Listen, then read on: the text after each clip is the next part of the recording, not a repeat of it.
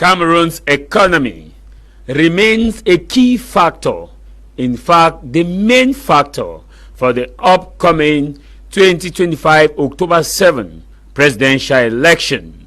With the high cost of living, coupled with the low standard of living, high rate of unemployment among many youths who have graduated across several state and private universities across Cameroon, with the high level of disguised unemployment, many Cameroonians see the economy as the main factor for candidates aspiring to become president of the Republic of Cameroon to take note of. With them, they believe that inasmuch as other sectors are important, the economy is the backbone and the foundation of all economy, and thus Cameroon is not mutually excluded from that economy. And that is why many Cameroonians across their respective regions, divisions, towns and cities and villages will tell you that their main focus is how the prices of commodities can be brought down such that they can enjoy and the money value can go up. Money value has definitely increased. Money value is what money can buy in terms of goods and services. If 1,000 francs can get a bottle of beer, therefore the money value for 1,000 francs is a bottle of beer. If 10,000 francs can pay a transportation from Boya to Douala, it does mean the money value for 10,000 is the transportation from Boya to Douala. And as we witness the economy of Cameroon, the money value has definitely increased, as many people seemingly see that fewer money cannot be able to purchase many goods, but enough money is being used to purchase fewer goods. With that is commonly described as inflation, where the prices of commodities are all-time high and the money values has actually decreased in such a way that money cannot buy what 1,000 francs can buy now. It can no longer buy in future. And so therefore many Cameroonians are high focused on their candidates and their respective political parties, thinking that come this October 7, 2025 presidential election, what are the 5 key areas that they need to handle to stabilize Cameroon's economy when the candidates will be moving from left to right, northwest to southwest region to campaign? What should be the 5 key strategical policies that they need to put in place to stabilize Cameroon's economy that is seemingly not too much on a good footing, because many Cameroonians feel like that they are practicing disguised unemployment? And we witnessed what happened of recent across Compania and in Tico, where some CDC workers actually protested the fact that they have not been paid for quite some time, from 2023. Some say their arrears have not been paid. Well, all of these, it therefore means that the economy to every Cameroonians, or most Cameroonians,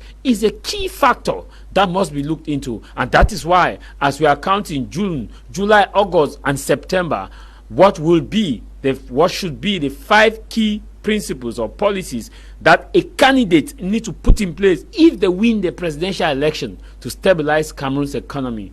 This is House of Commons with me, Tah Javis, and happy Pentecost.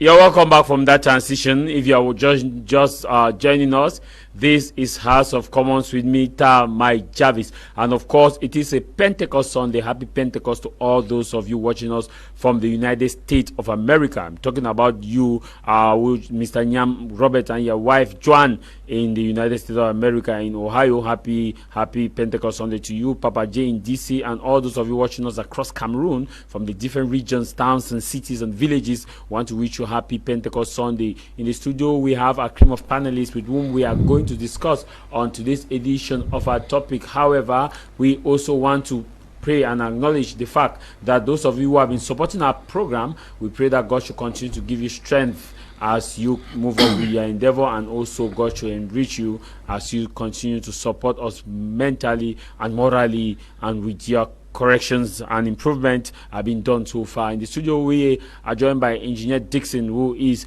a lecturer across some universities in Cameroon, and he is also a member of the Cameroon Civil Society, which believe that we must hold our respective politicians accountable. As a civil society, we are not supposed to be politically affiliated to a particular political party. He believes that the civil society is supposed to be neutral, ensuring that whoever or whichever party becomes the flag bearer or becomes the #1 party of the nation, they should live by the expectation and stay true to their manifesto, which they always give before the election. He is here with us today. Happy Sunday, Engineer, and thanks for joining us. Thanks for having me, Mr. Javis. Happy Sunday to our televiewers. Happy Pentecost Day. Happy Sunday to my fellow co-panelists, Mr. Nick, a brother and a friend. I think it's a privilege for us to man this platform of my media, a super platform, I must say, to meet with our televiewers and diagnose the economy, which to me is very paramount. There is no country without economy. Economy is the foundation of a nation. When the economy is good, everybody smiles. When the economy is bad, people cry. Thank you. In the studio, we are joined by Nick Ano, who is also a member of civil society. Nick, happy Sunday and thanks for joining us. Happy Sunday to you, Mr. Javis. Happy Sunday to my co-panelists, Engineer Dixon. Happy Sunday to my family and friends watching us across the globe. Happy Sunday especially to my brother in the US at Tabong, Julius, who is a fervent follower of this program. Happy Sunday to also Mr. Kisito in the US, my philosophy teacher in secondary school. So happy Sunday to the loving people of Fontem, and we're wishing you a happy Pentecost Sunday, and happy Sunday especially to the parish priest of Fontemenji, Father Theophi. Happy Sunday to you. Thank you for having me today. These are the gentlemen with whom we are going to discuss on today's edition of our program. We are kickstarting today's program with you, Engineer Dixon. We are looking at October 7th presidential election, and of course several items are on the agenda. On this same platform, we had once mentioned the fact that the economy is the #1 priority, and that we should look at our specialty and focus on that which we can do best and leave the rest. As we count down for the 2025 presidential election, has anything changed from your analysis looking at the rate in which the economy across the globe? Where is Cameroon's economy, and what are the 5 key areas that if you had to advise a candidate to focus on? Mr. Jarvis, I think your analysis is on point. I haven't changed my stand. I believe that we must focus on some areas that will carry other areas. And you made mention of the fact that our economy is not isolated from what is going on with the neighboring countries, which is true. Everything we do is affected by our neighbors have influence on what we do if we are going to advance or not. That's why we have different deals. We have security deals signed between states. We have trade deals signed between states and all of that. Coming back, if I have the opportunity to advise a candidate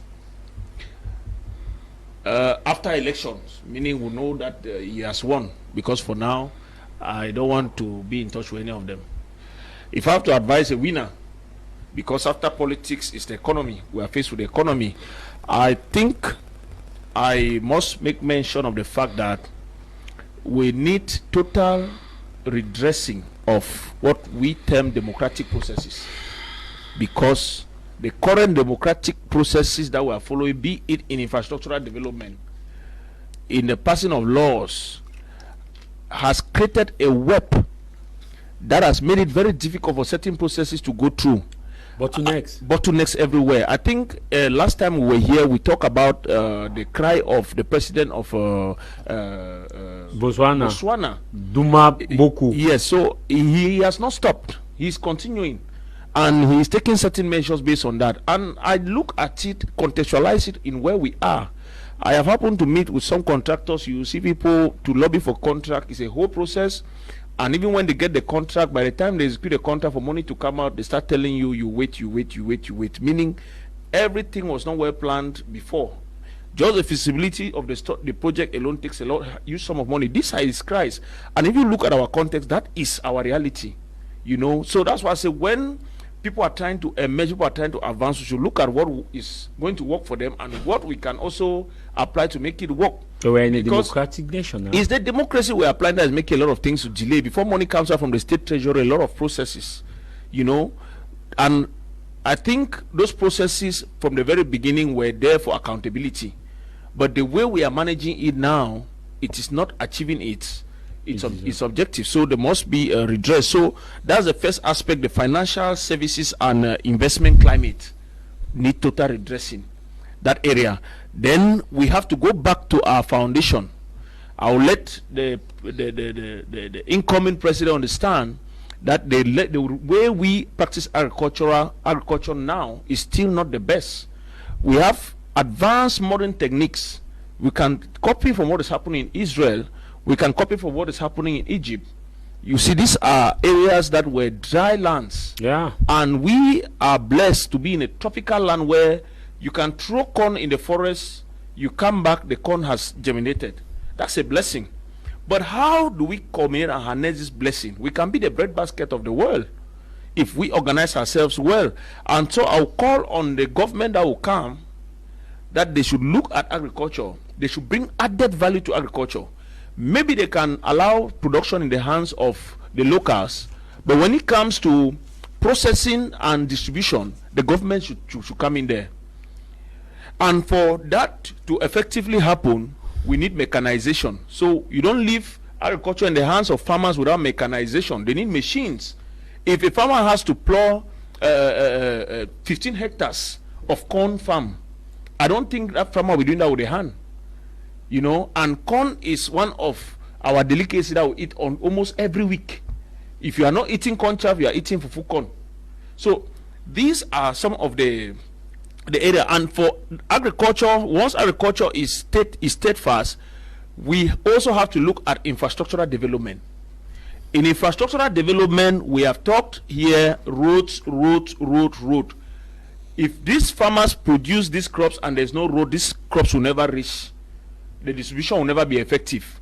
So it will still not solve the problem. So infrastructural development from schools, we need modern schools. Our children need to feel proud to study in this country, not only going out and trying to see how they get better infrastructures outside. We can do it here. And also the oil and gas sector. We need to define clearly, every Cameroonian needs to know clearly money from this sector is going to where. Is it health? We cannot just use it in every sector. Because if you look at Dubai, for example, they discover oil. They use their oil to develop their health sector. I think Dubai has one of the best health sector now, hospitals in the world. I think Dubai, India, the hospitals are very good. They are world class. Money from where? From petrol. So they didn't take money from petrol and they are diversifying. No. This money from petrol is going to improve health. Bam, point close. So we know, observe the channel of flow of that cash. As it comes in, the projects are there. Contractors receive this project and the money goes there. The livelihood of the people is improved. Action. The next is manufacturing and industrialization. We are still at the level, Mr. Javis, where a huge chunk of our woods, they go out in logs. I think in Kumba in those days, around Three Corner, we used to have a mill, a wood mill. Onilo, I think it was Onilo. I don't know the name of the company, but they were processing wood. The wood was not going out in log. Yes, it was Unilo. Yeah, they were processing it, you know, before transporting. All of that has come to a halt. I think it was in March factories, this Unilo. No, it was wood. Wood near Mr. Nick knows it. It has closed. Secondly, I think in my movement around the nation, I've discovered that there's only one mill now in Douala, the Happy Camp, that produces the plywood at Mabanda.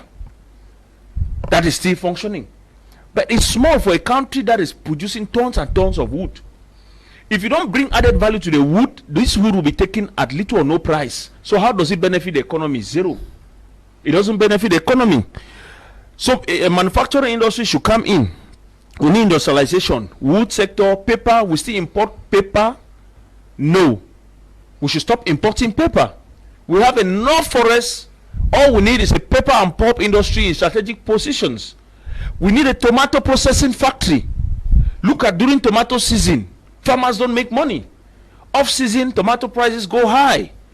All of this needs stabilization. Sometimes they even sell a basket of tomato for 500. For 500 during on season. So you discover they're putting on much energy and they can't get anything out of it. And they have families to take care of. So the government that is coming should understand that these are the things we want to see. And I have already made mention of the financial system. Because all of this cannot work, which is my fifth point. All of this cannot work if the finance system is not well arranged. From the taxation policies, I said last time here that we are highly taxed. This new tax law is putting a lot of pressure on internal investors. The new government has to do something about it. So after October, Mr. Javis, these are my recommendations for the new government, and I have not forgotten energy. Energy is under oil and gas. All of that constitute energy. The dams that they say will go operational should go operational. For now, the power cuts are so enormous. We cannot achieve industrialization without energy. And I must make this remark. The leadership that took African countries from independence in the days of colonial, they were too focused fighting that they lost sight of population growth. Yeah. They believed they were fighting, but never prepared that one day that population will grow. Yeah. And when they took power from the colonial masters, you discovered that the people themselves were self-sufficient. People were producing their food, not what we have now. The villages had enough food. When these so-called freedom fighters or independent fighters took power. But now the population and the needs of the people have tremendously changed, that this current leadership should try to escape from that mentality of fighting colonial war and focus on economy with the available resources that is there. No matter how small, we can make something out of it. Thank you.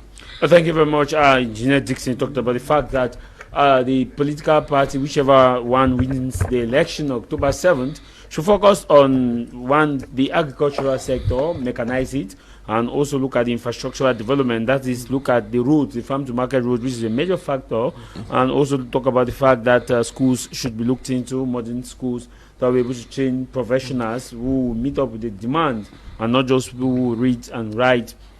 And that the gas sector, oil and gas sector, should actually be made clear, and it should be money channel for a particular purpose. If it's used at the level of the education or health or whichever sector, it should be made clear. And now we're talking about the fact that manufacturing should be also in the hands of the government, and also tomato processing factories to be able to enable farmers to be able process their tomatoes, and financial system need to be looked into, enable that the tax system that we have is kind of very, very heavy on the tax, or the burden of the tax on the citizens. So Nick, Anu, when we look at the October 7th presidential election, candidates will be moving around in September towards the last 2 weeks or 3 weeks of September, or so 2 weeks of September, candidates will be moving around delivering their promises. Some have already started indirect campaigns or stating some of the where they stand on some key issues. What are the 5 things that you believe that should be looked into to stabilize Cameroon's economy?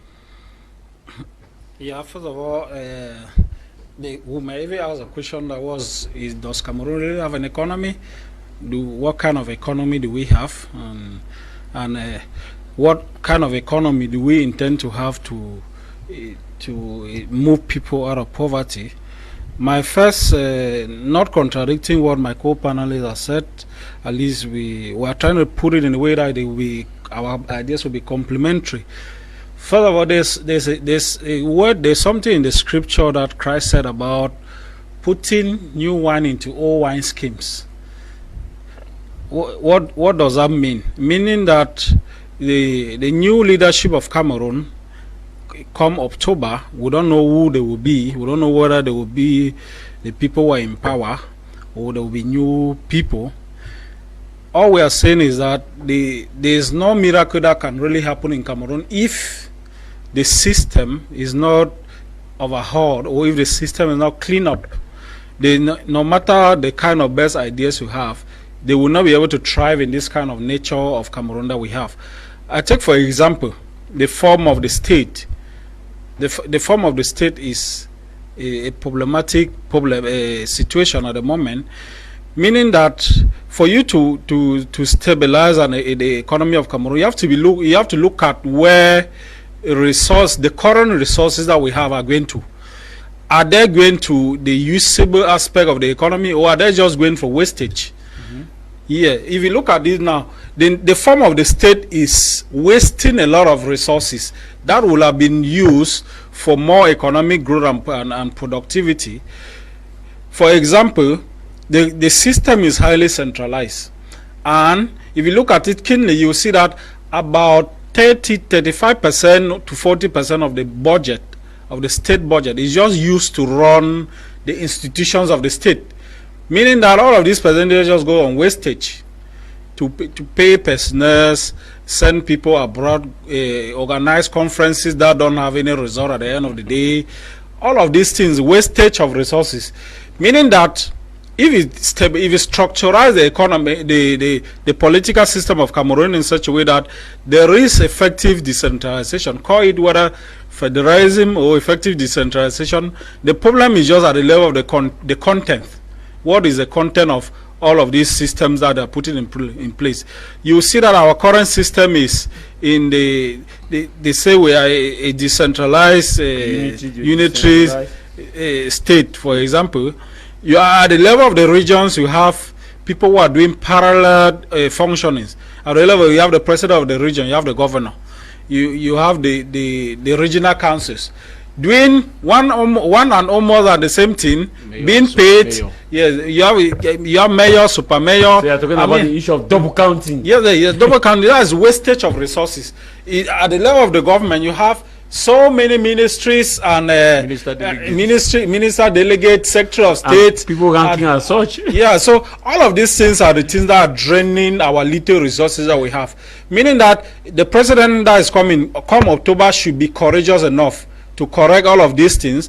For example, the person should be courageous enough to reduce the ministries of Cameroon to maximum 20. We don't need 60 ministries in Cameroon. At least the person should be courageous enough to streamline these ministries to at least 20, so that the resources that are being wasted in other ministries, in other departments and ministries, can be focused and concentrated on other aspects of the development of the state, like constructions of roads and the rest, building modern hospitals, agricultural development and the rest. If all of these things are not magic, if we don't do these things, no matter the beautiful ideas you have, all of these things will just be there to suck our little resources that we have, if we don't correct these things from the beginning. Yeah. So we have to be courageous enough to, and to me also, the next president will be coming come October should be courageous enough to close the Senate. For example, to me, Cameroon doesn't need a Senate at the moment. Is my honest opinion. Other people may differ with me. I don't see the work of the senators in Cameroon. The parliamentarians have not even done their work enough, talk less of bringing in other senators also. If we correct Cameroon and it is moving on a positive ride, in the near future we can talk about the Senate. Because these are critical areas of development of the state that are draining resources that you don't see their productivity. You don't have the Economy and Social Council, all of these departments that you don't really see their function on a daily basis. All of these things can be closed. And the person also the next president of Cameroon should be courageous enough to fight, to take corruption as his number one priority. That means to fight corruption in Cameroon, you have to put draconian laws. For example, if I'm the next president of Cameroon, I'll put a law that if you embezzle $1 billion, you face a death penalty. It is as hard as that for you to stop corruption in Cameroon. Somebody embezzle $1 million, the person is liable to face a death penalty. If you do that, Are you implementing 1-2%? The other people will adjust. Cameroonians are. But many people may term that the fundamental violation of human rights and also rights against embezzling public funds is also a violation of human rights. For example, if you embezzle money meant for construction of roads and people have accident and die, as we have seen on the Yaoundé Douala Road, people are having accident on a daily basis. Meanwhile, the auto road that was earmarked since 2012, 2013, they have not even done half of that road, and thousands of people have been dying on that road. That is still violation of human rights. We should not look at violation of human rights as per the Western concept that we come and tell us what to do. We have to devise our own solution that work for us. All of these things work in other countries. If you look, for example, at China, China is not the way it is today. If you study the history of China, you see that the Chinese Republic that was chased into Taiwan was one of the most corrupt people in the corrupt system of government in the world, and they were being sustained by the Americans, and before the Mao Zedong and the rest came to fight and then chase them away. They went to and established in Taiwan. Yeah. So you see that, like in China, for their economic growth is not magical. It's due to most of these draconian laws they use. Like in China, if you embezzle, they don't send you to prison. They kill you. And it is aside of that, when you do that, money that is meant for public use, when somebody embezzles it, the person is a killer. In the first place, as I've listed, if you embezzle money meant for hospitals, you have killed people. You have killed a lot of people. So we should not be looking at it as a matter of human right. We look at it from a criminal point of view. So the next president of Cameroon has to be so hard on corruption. If not, because corruption has eaten so much deep into the fibers of our society in such a way that if the next president is not careful, the person might be encircled into the web of that corruption, and then the person may not be able to move the nation forward. And talking about economic, the next person of Cameroon has to focus on economic drive. For example, most aspect of economic growth and development is SMEs, small medium-sized enterprises. Yeah, if you look at, we have to copy from the Chinese model. That's what they do. They fund small medium-sized enterprise right at the level of the families, because most of the things we see produced in China, most of the enterprises are owned by families, level of family from village communities and the rest. The next president or the next government of Cameroon has to think about that. Put money into small and medium-sized enterprises and see them drive economic growth and development. Not this aspect of taxing startup, taxing the little companies we have, so that before they even run 5 years, most of them are exhausted and they run out of cash and capital and they shut down. And remember, when they shut down, it is a creation of unemployment and the rest. All of these things, the government has to focus on this. The next government of Cameroon should not have the hunter mentality that the current government is having. As I say, most of our governments will have the. What do you mean by the hunter mentality? The hunter mentality is like, a hunter is somebody who shoots and kills an animal in the forest. He doesn't know when the animal was born. He doesn't care about the nature of the animal, whether the animal is sick or he doesn't care how the animal came about. His interest is of the family. Yeah, the interest is the meat that he gets from the animal. So most of our government function in this kind of hunter mentality rather than a farmer's mentality. The government should focus on becoming farmers. A farmer is somebody who's patient. You plant crops, you wait until after a certain moment the crops can heal. But not all farmers plant and go and take care of the crops here. Then it should be a bad farmer.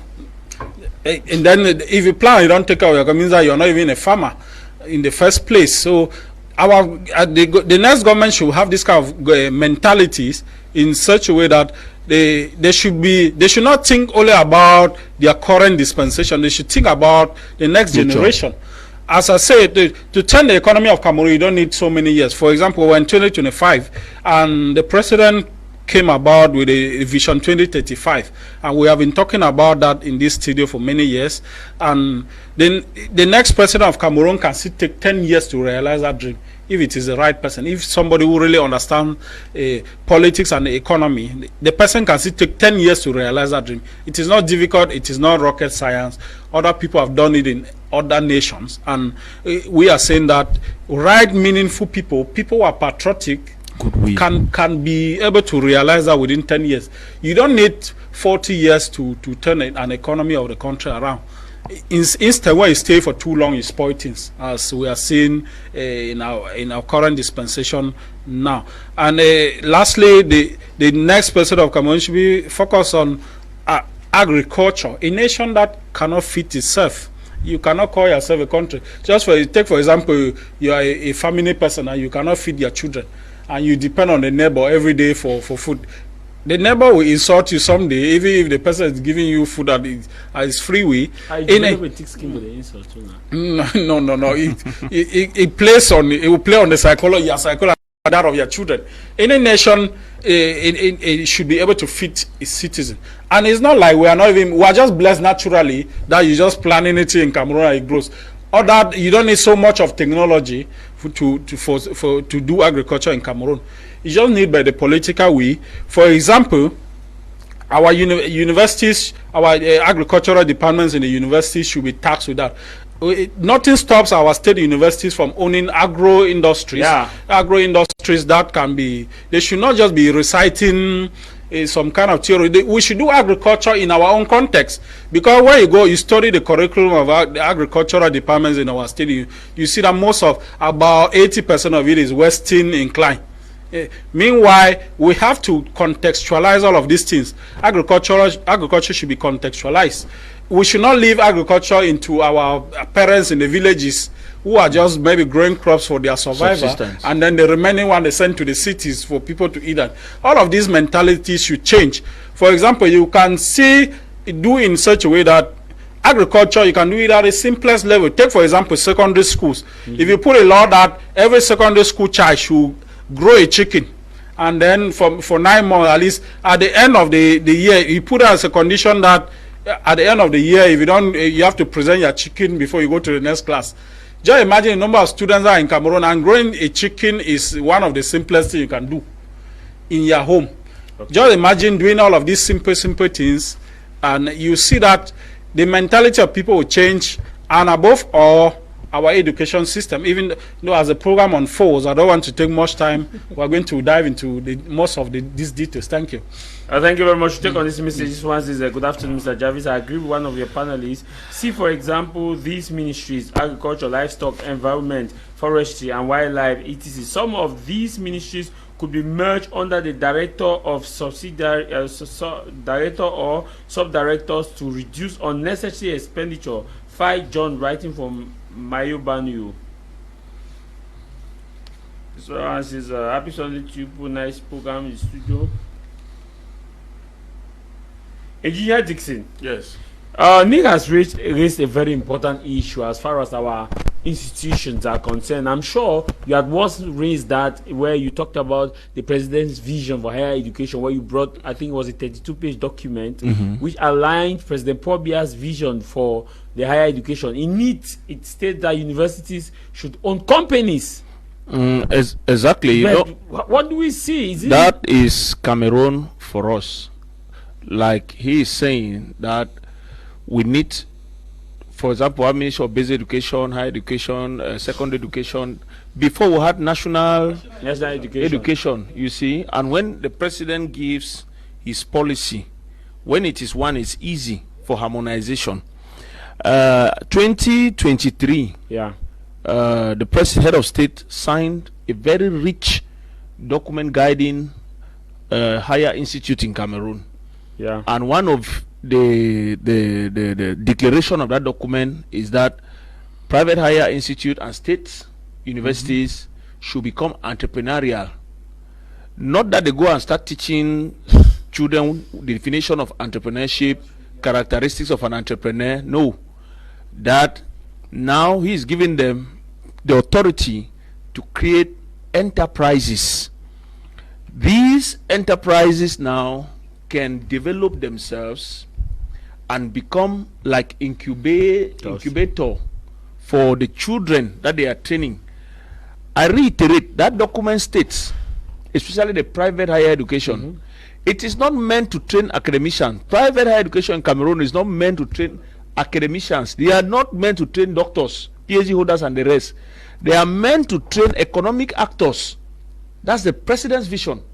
So, if the founders now stick themselves only to classroom work, not understanding what has been documented as far as the development of private higher education is, then what we are simply doing in the private sector is to clone state universities which have benefited from research grants that benefited only a few but have little multiplying effect on the economy. So we have cloned them to private institutions. We have cloned state universities, and we are gradually cloning state universities to private higher learning, which was never the vision of the head of state. So it brings me down to what I'm saying, that too many directions. When the head of state writes something, it comes to the ministry. By the time it reaches ministry to the delegation, it's diluted, and then you have people going to get authorization to run a higher institute without even going through that document. They don't know anything that has been documented as far as that is concerned. I'm shocked you. I'll tell you that most proprietors don't know. That's what I'm saying, and I'm using this opportunity to educate them. So if you are a proprietor of a private higher learning, go and get that law, read the law, know what you do, those children, and stop directing children towards academia. You should direct them towards skills and business. That is the direction they have to go. Because the head of state wanted they should be economic drivers, not title holders, professors, and all of that.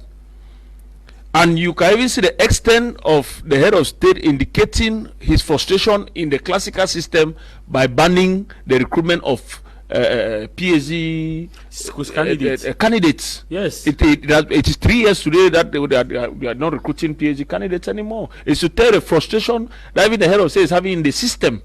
That people are not recruited. People are not recruited. Doctors are not recruited. They go and sit on the road. You can't protest. So you start questioning now what is being taught at the PhD. So I want to understand here. Now we are still talking about the economy. Yes. And now this is one of the factors that affects the economy, because the economy cannot be built from the blue.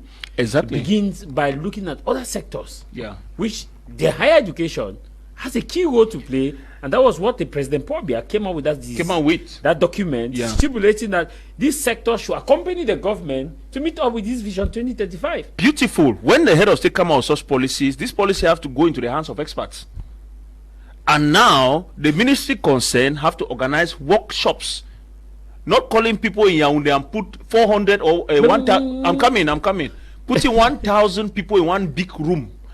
If 1,000 people stay in a big room that you are presenting the new vision of higher education, so people will be sleeping there, 2 of us. Of course. And people will live there without even understanding what you have been saying. But if it was a kind of workshop, region by region, where they are meeting these proprietors and breaking it down to the simplest form, these are the expectations. Okay, we are giving you between now and this period, set up a company, set up a this. All right. And they are tax-free, eh? It's tax-free. We are going to accompany you. For those of you who want to import machines, you need send this document to us, inform us.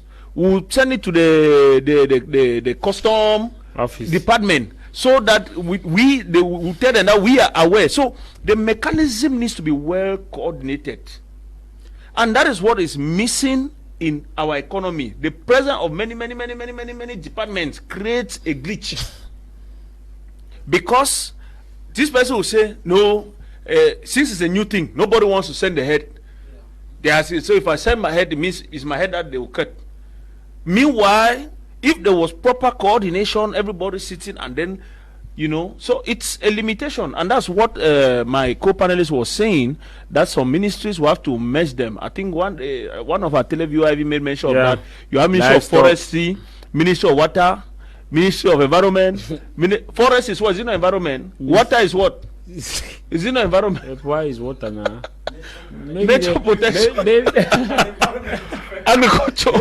Maybe they made me no. Let's talk. Everything, those things would have just been departments under a ministry. The issue is maybe they are mutually excluded. Maybe. No. They are all interconnected. Yeah. Maybe I say maybe.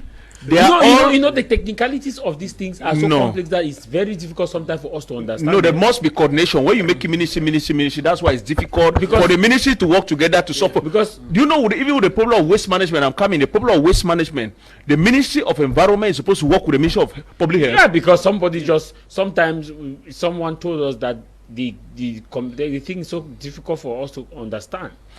Because many ministries, I don't know how you came there by appointment. You don't know how I came by my appointment. And me sitting with you is because like, how do you explain? It's like our godfathers who put us there don't want us to sit. They are different. We have different godfathers.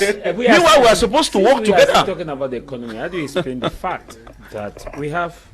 Let's take, for example, the increase in prices of commodities, where business people they have the kind of way of pushing their prices, which are not following the state prescribed prices, and yet controls have been done. Sometimes you wonder how they have been done. Now you ask yourself, what are the different ministries doing? Let's take, for example, the protest of the CDC workers, the CDC workers in Compania, and also the ones in Tico, who said they have not been paid. Now these are people employed. So we have the Ministry of Labor. We have the Ministry of Labor involved in this. We have the Ministry of Employment, and we have the Ministry of Administrative Reforms. Finance. We have Ministry of Administrative Reform. We have Ministry of Finance. You have Ministry of Employment and Vocational Training. You have Ministry of Employment and Vocational Training. You also have the ministry. You have the Ministry of Territorial Administration, because these issues like they also has a link. Because if people are protesting, it may the Jew is concerned. The Jew is concerned. Now you have all this now. Now you come now. You have the Ministry of Commerce. You have Ministry of Commerce. You have the Ministry of Economy and Regional Development also. Then the question is, who handles where?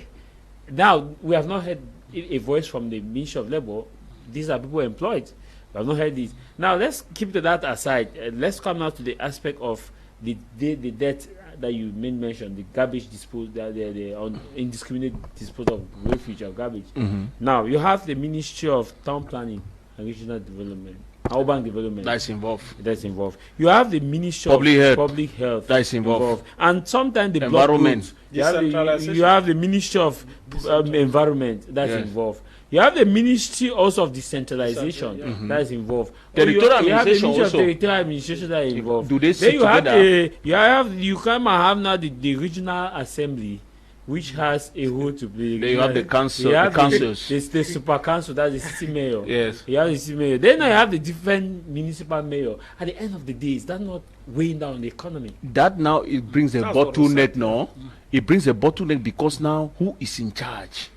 You discover when you appoint many people for a particular task, who finally is in charge? Let's also brush that aside. Let me bring you again on the issue of roads. Let's look at roads. We have the Ministry of Public Work. We have the public contracts. We have public contracts. We have also the Ministry of Transport, because roads are also involved. We have the Ministry of Transport. Environment. We have the Ministry of Environment, because and nature protection. The Ministry of Environment is still there. Now we have the interurban roads. We have the city mayors, which have budget. We have the like in the north and southwest that have the special status. You have the regional assembly. Now you have the assembly. Now you come and have the independent consulator. All of this now, and yet the roads are still in that kind of shape.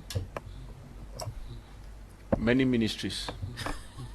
That's why I was saying that many of these things have to be scrapped and merged, because in the beginning, Cameroon was, many of these ministries were not existing. As time was going by, we saw the disintegration of ministries or expansions of ministry into other ministries. Meanwhile, they were just departments, and maybe Cameroon was functioning well. Most of these things have to be scrapped or merged for there to be proper coordination, because most of the times you see that when there are debts littered around our cities and towns, where you want to, when they will call upon the Minister of Town Planning and Urban Development, The minister will say, no, it's the mayor. It's the mayor that is in charge. The mayor of that town that is in charge of that. When they call the mayor, the super mayor or the city mayor will say, no, it is a subdivisional mayor where those debts are found that is in charge of collecting debt and the rest. So all of this, you see, there's a lot of confusion and the rest. Meanwhile, if there was proper decentralization and every region has a government that mans the administration of that region, where and you will not need the budget. Yes, where you don't need to depend on a minister to come and have a say whether debts are collected in a city of Douala, for example. The minister is not supposed to have a say in that. The mayor of that town or that particular part of the city is supposed to be in charge of that. Collecting waste, as simple as that, is supposed to be their duty. But the aspect of the regime having stayed for long comes to create most of this bureaucracy. The head of state in some years past had been talking about a nation. A nation, that is the state institution. Yeah, in 2013, the head of state also mentioned that in his end of year speech, talking about the issue of a nation. Yes, that there's a lot of administrative bottleneck in his end of year address. Yeah. So, and coupled with the fact that we have not, in the past years, we have not seen the head of state chairing ministerial council. Even the higher judicial council have not been held, have not met for some time. It's a problematic issue because if you can see us have as many ministers as possible, but on a monthly basis, if the head of state is able to chair ministerial councils, at least he will be able to know what is happening in every aspect of every ministry. I will be able to give corrective measures. But you don't see that most of the times that is delegated to the prime minister. And in a country where we even see sometimes some ministers act as if they are powerful more than the prime minister, you see that the prime minister cannot call most of them to order, which is really a problem, because some of them will tell you that the prime minister, you were also appointed, we were also appointed also, and so you cannot give us orders. So in this kind of administrative rascality, it just need an overhaul of the whole system. Come October, whether the new president will be coming from the CPDM, the person should be progressive. Whether it's from the opposition, the person should be progressive. Because you can see have opposition that are still stagnant in their ideologies, that may not really want to move the economy, or that they may not really understand the economy very well. The next president of Cameroon should be a progressive, maybe even a despotic dictator. Okay. Because the kind of rascality that is in the mind of Cameroonians needs some corrective measures for. It needs some stringent factory reset. We have to reset the mentality of Many Cameroonians. will still argue that we're in a democracy. No, forget about democracy. Democracy is something that's supposed to be contextualized. The aspect of we cannot copy and paste democracy. The Lincolnian the definition of democracy, of government of the people, for the people and by the people, is not a practice in our own system. Because in our own system, we just have the government of some people, for some people, and by some people. A few elites that have taken our political life hostage and our economic life hostage, and they don't want our economy and our nation to move forward. That kind of system cannot thrive.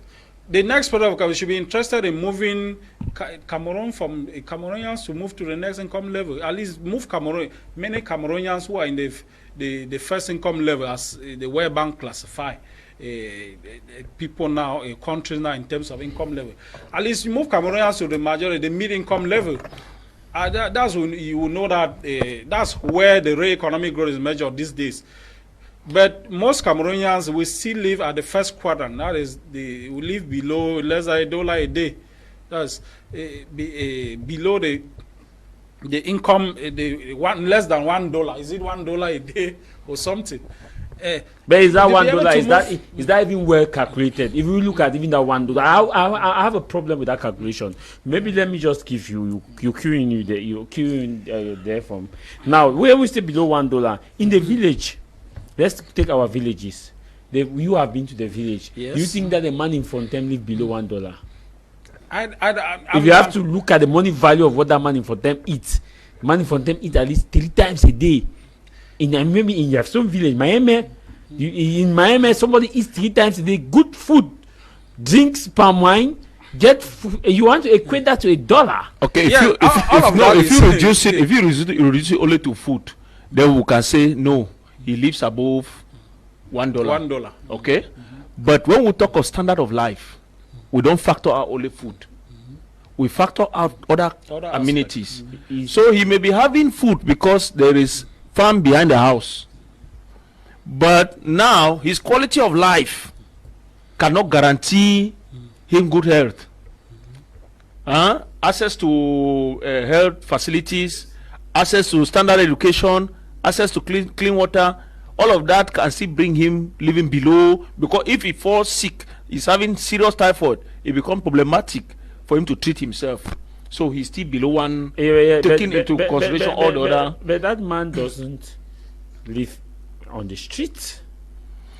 Yeah, he lives in a house. Yeah, and he has food. He has food, but lacks other that amenities. Man also have herbs. Okay, Mr. Javis, I want to cue in to what Mr. Nick said, that our next president, whether it's from the present administration or the opposition, needs to be progressive and needs to take certain actions.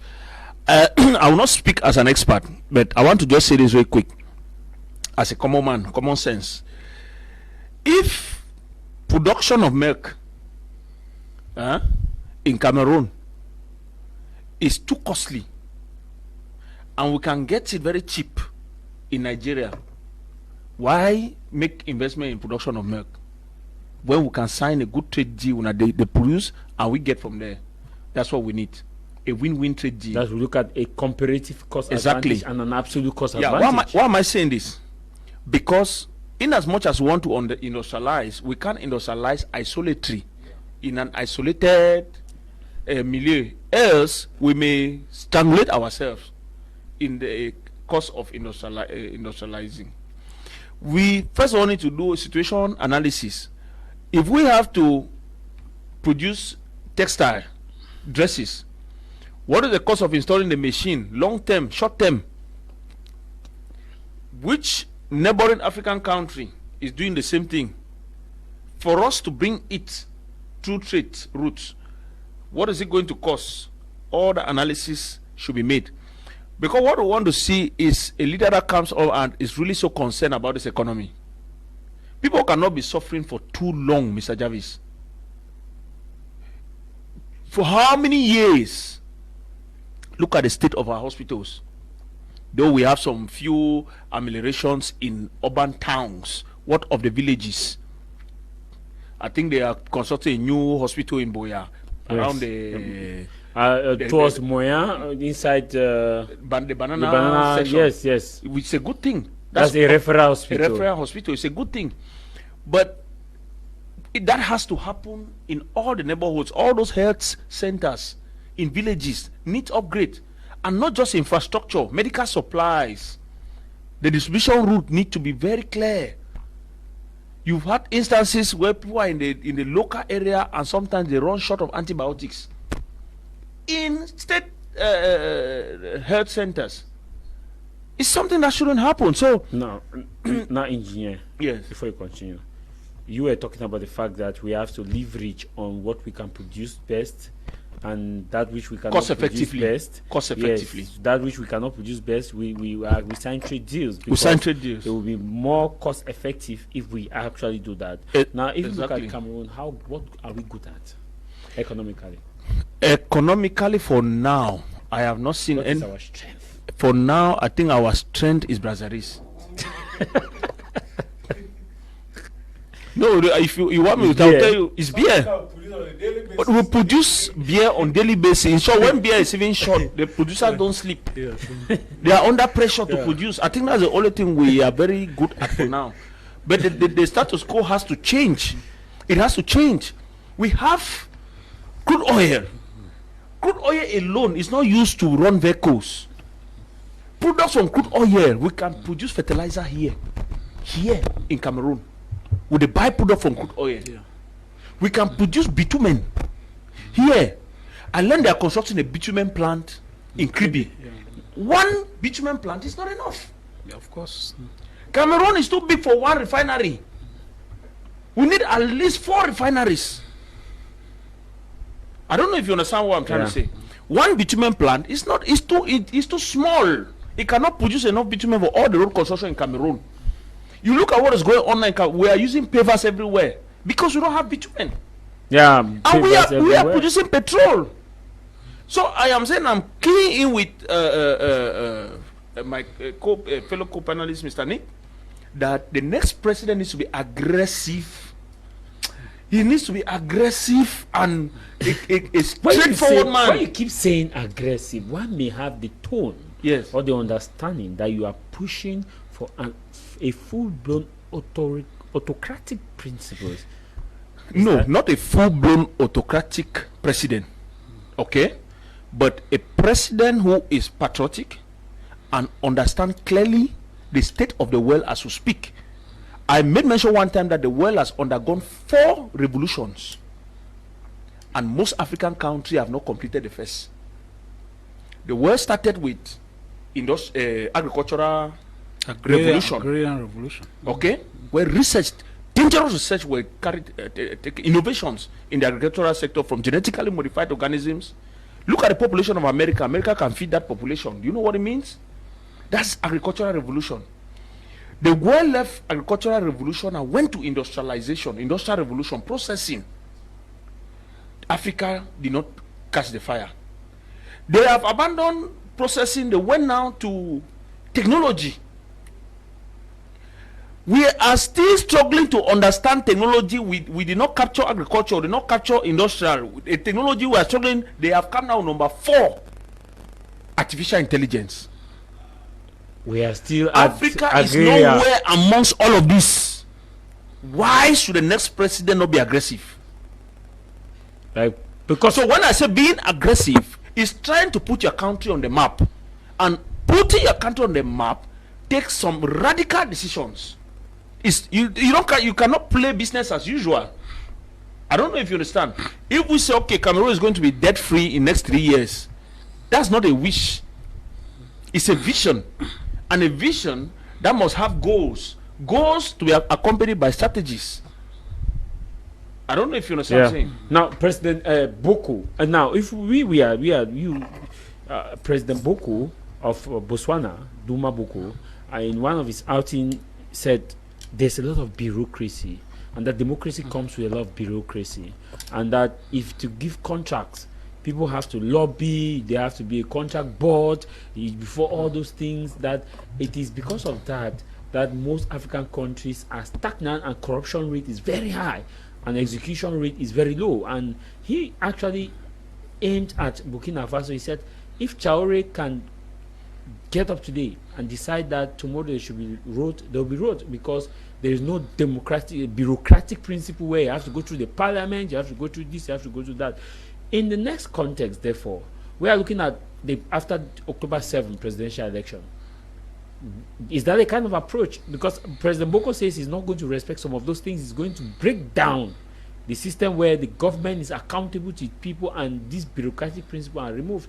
Is that what you have been saying here, or which you are proposing after October 7? Of course. The next president of Cameroon has to follow that kind of approach. The person may not be a military leader, but there's nothing wrong copying what is right. The person can, the next president of Cameroon, first of all, in order to do all of this, the person has to be ready to die. The person has to, first of all, be ready to die mentally. Because in order to achieve most of these things, you can sacrifice your life for it, because you are going to step on so many toes. You're going to, and if the person has to, that's why we talk about the patriotism. The person has to be really patriot in order to achieve all of these things. It's not like they're doing politics as usual.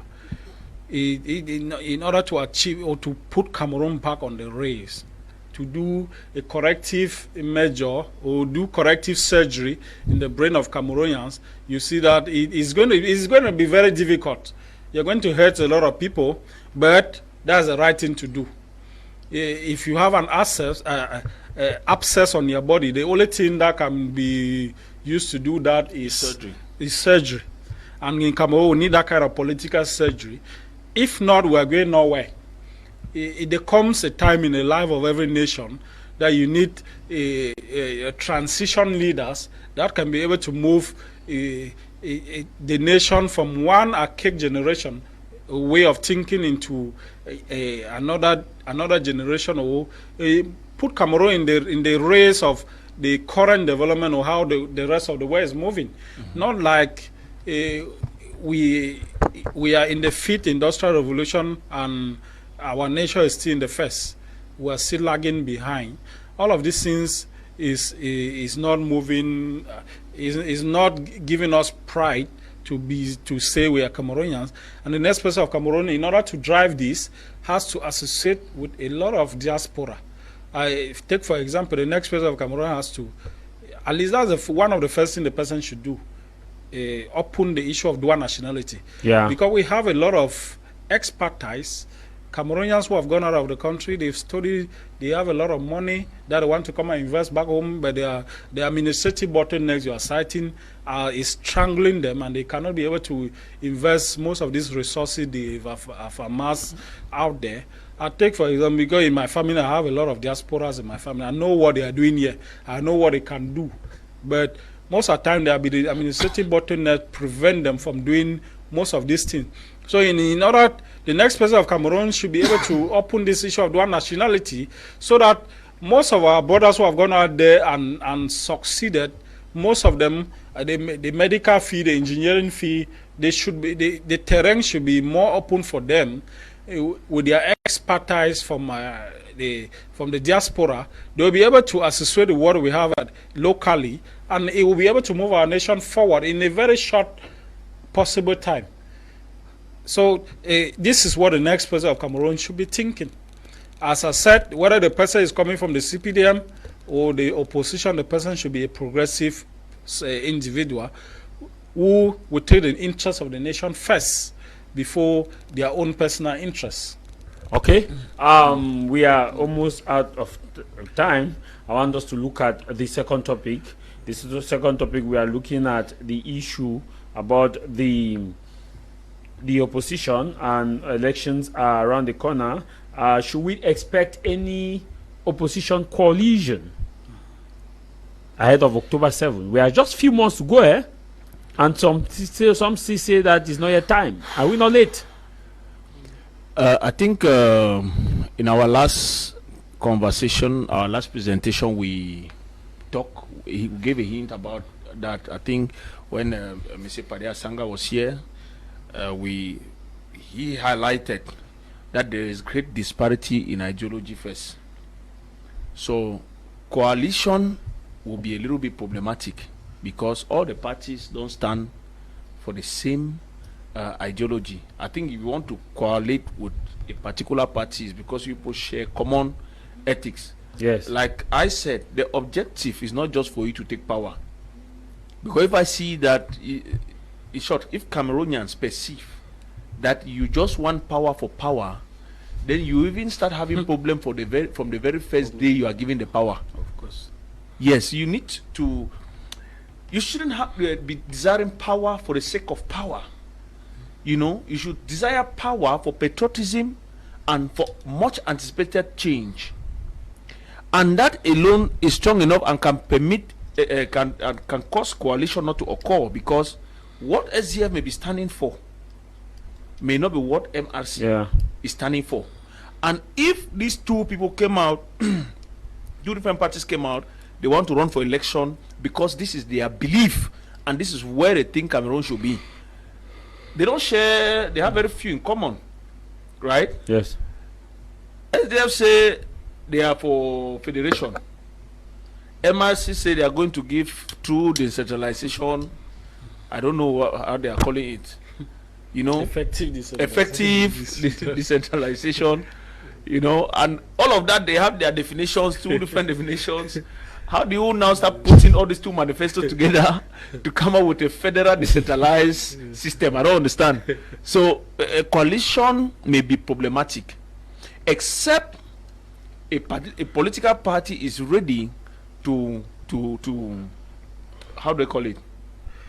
Suppress, to drop their ideology and then align with the ideology of the other party, because that is what will make them come together. But if the ideology stay different, it may not work.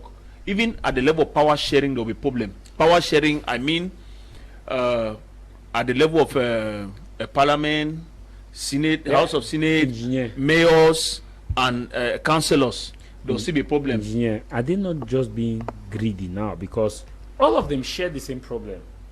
There's bad road. All of them will complain that there's bad road. All of them will say there's epileptic electricity. All of them will say the economy is crippling. All of them will say that unemployment is high. They share that same problem. But they have different view on the form of state, on the administration they want to bring. Those problems are there. That's an open problem you are talking about. No road is an open problem. Solution to that problem can come from different angles. I don't know if you understand. We can see the same problem, but we'll have different solutions to the same problem. So seeing the same problem does not mean we are to be together. But is my solution your solution? That is where we can now come together based on the solution we want to bring to that problem. To the problem. I think that is where there is a problem. The problem is not what they see. All of them are seeing the problem, but they don't have the same solution to the problem. You get the point? Until that evaluation is done amongst the parties, and then they harmonize their solution, then they have common solution, then we can start seeing coalition. Okay, you share the same view? I think that the issue of coalition, first of all, stems from the issue of egocentrism of most opposition political leaders. Most of them are egoistic in their standpoints or in their manifestos or in their ideologies. If, for example, their main manifesto has to be the interest of the nation first. Yeah. But we see most of their manifesto, the interest of the party first, the interest of the ideology of the party first. That's why all of this blocks a meaningful coalition. What I can propose is just that some meaningful civil society organizations can push this agenda forward. What can they do? They can come to all of this, they can take the manifesto of all these political parties. They look at points of convergence. Exactly. Yes. Look at points of convergence of all of these political parties. Very important. And stand as a reference, mediator between all of them. You say, no, MROC, you have this point. SDF, you have this point. It's the same point. And if each party has about 5 points that are common, you say no. You can drop all of these other points and then come together on these points that are listed. That is for the interest of Cameroonians. You go to PCRO and no, you have these points. These points, they can come to a convergence with SDF and CPM, form of the state and the rest. You say no. SDF, you are proposing this. PCRO, you are proposing. MRS, you are proposing this. I think you can work on this point. And so that is the work of the civil society, because they are not politicians. We know politicians prepare for the next election. Meanwhile, real leaders prepare for the next generation. Civil societies can be able to play this role, as we are by this platform calling upon them. We have civil societies who are so much involved in the elections in Cameroon. They can be able to strike this deal or start this process, and then try to bring in most of these political parties, and then they can try to educate Cameroonians that this is where the problem is coming from. At least the Cameroonian people should know that most political parties don't want to converge or come to a coalition, maybe due to their personal interests. They should be able to drop personal interest for national interest. If not, come October, a lot of things might not change. If the political parties, I honestly believe that maybe they're hiding something. Or maybe they're hiding they're hiding their secret. For example, their last card maybe for and October. I agree technically what the engineer is saying. I agree technically, but from the position of where Cameroon is now, should we not compromise those methodologies? Say, okay, for example, engineer, you are a researcher. Mm-hmm. If I use qualitative analysis, you use quantitative analysis. The end point is that we may have the same result. No, it's about result. No, in qualitative analysis, let me if I go by what you have said, qualitative analysis have described the situation. For example, In qualitative analysis, the liquid is blue. And me, I'm now coming with quantitative analysis. To explain why it's blue. What makes it blue, and what is the concentration of the substance that makes it blue? Our initial idea on this is to you identify whether it's blue or not. and I, we have identified the blue. You saw the blue. That's the problem that Cameroonians have. And I went deeper to quantify the problem. That's quantitative analysis. Now, that does not permit us, because you entered the quality, I went to the quantity. My proposal to the solution may vary from your own. I may mention something. What I'm saying is philosophy. But we are looking at the recognition. Mr. Javis, ideologies are powerful. If you see somebody wake up one morning and say, I want to run for president of this country, that man has a conviction, has an ideology. Okay, so but the ideology should not be more than the interest of the state. Whatever ideology you have should not be more than the interest of the Cameroonian people. Let me say this. Yes. That man has a conviction and an ideology, which is the identity of his party. You understand? Yeah. For him to leave it down to follow another person, it's not as easy the way you see it, because we may have similar ideology. That's where the problem may be. But our approach, do I trust you enough to understand how I wanted to tackle the problem? That's it. And are we open enough to discuss? So the recommendation you are given, that we need a mediator, is the perfect recommendation. So far that we have been discussing this coalition stuff, is the best. It needs a third party that will come in and discuss with all these parties that have similar ideologies, and then do a harmonization plan for them. Then based on that harmonization plan, they now can sit now and have a sincere dialogue before coming up with the coalition document presenting to ELECAM. Yeah. Even though we may think that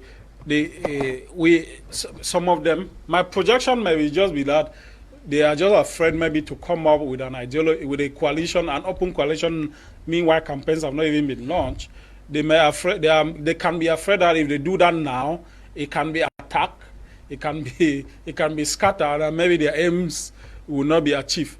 I just believe that maybe come towards election days, all of these things should be in place. A kind of coalition should be in place, because looking at the individual candidates, there's no way any of them can beat the CPM, for example. I'm not campaigning with how can you say that? No, we are facing facts. It will be. Let me not say there's no way. It will be. Please, maybe difficult. You cannot predict politics like that. Remember what happened in 2016 when the whole world said Trump is the most foolish man. No, and when the polls were going up, nobody believed that Trump would be declared winner until he was declared winner. All of us knew that Trump would win. No, you cannot. The margin was smaller. It was small. When the minority, so those of us you cannot use the platform and say, "Oh, there is going to be difficult." And for example, the American politics is not the same like. No, but what Nick is saying, if we look at the trajectory of what is going on, we're looking at. It may be very difficult. It may be very difficult. Yeah, that's why I said I should not use the word impossible. I've said it will be extremely difficult for a single political party to really beat the city. Because you need how does the coalition place? For example, even there are some opposition political parties are not represented in all the polling stations of every nation. That's Meanwhile, if MRC, for example, is not found in the north, somewhere in the north, maybe PCRM is found there. If they are into coalition, PCRL will be able to campaign there and capture that terrain. MRC will be in this other section and capture that terrain. That's what the coalition will protect play. Also, to protect their votes. That's the advantage the aim of the coalition. Yeah, that's the aim of the coalition. Meanwhile, if all of them are going in as individuals, you are not represented in all of these parts, and you claim that you are just in some other parts of the country, you win here and lose votes in other, and your vote within the opposition will be dispersed, and the CPD will have an upper hand. All of this is just simple logic. They will have an upper hand because the CPD is almost like a state party. It's a ruling party. Yes. It's like a state party. We're out of time, but briefly, just 30 seconds on this. For years now, the oppositions have accused President Pobia of not listening to the people. That for more than 30 years, President Pobia don't listen to the people. But for quite a long time, the people have been calling on these same opposition parties for coalition. I receive messages. If you receive messages in 10, of an 8 will tell you that coalition. If I may not vote if there's no coalition, I may not vote. Are these opposition not also like Biafra, whom they are accused of not listening? I don't agree. That accusation is false. How can they say the president does not listen to the people? No. These are I can give instances which demonstrate that the president listens to the people. After the crisis of 2008, the president reacted. There were many decisions that were taken, or the recruitment of 2,000 civil servants. Yeah, that was a measure. 25,000. 25,000. That was a decision. What explain the fact that the opposition, they themselves don't want to listen to the call? So if they are not listening, they should say they are not listening. They should not bring the head of state inside the matter. Because now the head of state listens to they the are people. not. There are calls for coalition, but they seemingly everybody is on his part that no. It's ego. It's ego. And like I said, it's like they believe they can do it by themselves. But from the analysis that Mr. Nick is given, that they cannot cover all the police stations, which is a we have more than 25,000 police stations. Ask some opposition parties how many police stations do we have. They don't know. Just take example, Bangaye have uni. We are not even talking about the cells, the voting blocks. We're not even talking about voting blocks. Just a man 25,000. Exactly. So they should listen to the people. Okay. If they have to coalesce, they should listen to the people and do what the people want. Because they are the ones to guide the voters. And I see if they are listening to us, they should take the advice of Mr. Nick, that they work with a civil society consultant to break the deal. That is going to break a good deal for them to come together. Okay, we're out of time. Nick, thank you for coming. Yeah, thank you for having me. And come October, we are hoping that it will be a new dawn for Cameroon, and Cameroonians should be able, at least the only legitimate right we have for change now is elections. The electoral register is still open to, I think it's to August. Yeah, it is still open for people to go register and vote. We should not just complain that vote will not change anything. Let us first of all vote, and then don't see what the vote has changed. At least it is our legitimate right to vote, and we can from there at least vote first before the vote. If you say the vote has stolen, it will be a different case now. At least you voted and something happened to your vote. But if you don't vote, you will not have any right to complain. You will not have any legal right to say your votes were stolen. And at that point, whose votes were stolen, if you want to even talk about that. So I still believe that voting can bring some level of change to an extent, and we should not be discouraged when it comes to that. And we're still calling on our opposition political leaders that they individually on their own cannot beat the CPDM per se, and so only a meaningful coalition can be able to amass forces together that can be able to beat the CPDM hands down. Okay. In October. Just to read some brief note here, the mandate for the president is expected to end on the 6th of November 2025, according to the election calendar, which means that after the October 11th, the October 7th, there's, I think, some few days before the mandate officially ends. Presumably, if he wins re-election, he will be sworn in after that. If he doesn't, another person will be sworn in. Now, on the 12th of July 2025 is the date of the conveyance of electoral list. So the electoral list will be called on the 12th of July. Candidates will deposit their list on the 10th of their names. Now, the deadline for that will be 22 of July. They must have concluded with those who want to go in for their respective position. Now, we also have a publication of the list. The list of those who have been selected to run for office will be published latest 11th of August 2025. Latest 11th of August. Now, between the period of campaign will run from the 27th of September by the electoral list, 27th of September, and will end on the 11th of October midnight. 11th of October midnight. That's when campaign will end. So, and now the proclamation of results are expected to be latest the 26th of October 2025, 26th of October 2025, based on the electoral calendar, if all things being equal. I want to thank you very much for coming. Thank you for having me, Mr. Javis, and once more, happy Sunday to my father in Kumba, Mr. Chutabi, and happy Sunday to my mother in Limbe, Madam Tah Emilia, and happy Sunday to my children. And of course, thank you, Nick. Yeah, thank you for having me. Okay. I want to wish you happy birthday to you, my Auntie Hilda Tanto, who celebrated her 70th birthday in Bonaberry. Many, many more years. May God continue to guide and protect you, give you wisdom as you continue to be the pillar of the family in your different respective things that you do. May God also give you inspiration and guide and protect your children, and so that they will continue to actually take good care of you as the mother of the family, not just within the immediate family, also you take care of the extended family. I want to wish you very much happy birthday. Hopefully that God will give you the grace so that we shall come one day and celebrate the 80th, the 90th, and of course, why not the 100th. All those of you who celebrated their birthday this period, I also want to wish you happy birthday. This program will be rebroadcast on this same Sunday, 10:30 p.m. It will also be on our YouTube channel, BT Media Group, or My Media Prime TV. I want to wish my producer Desmond a speedy recovery,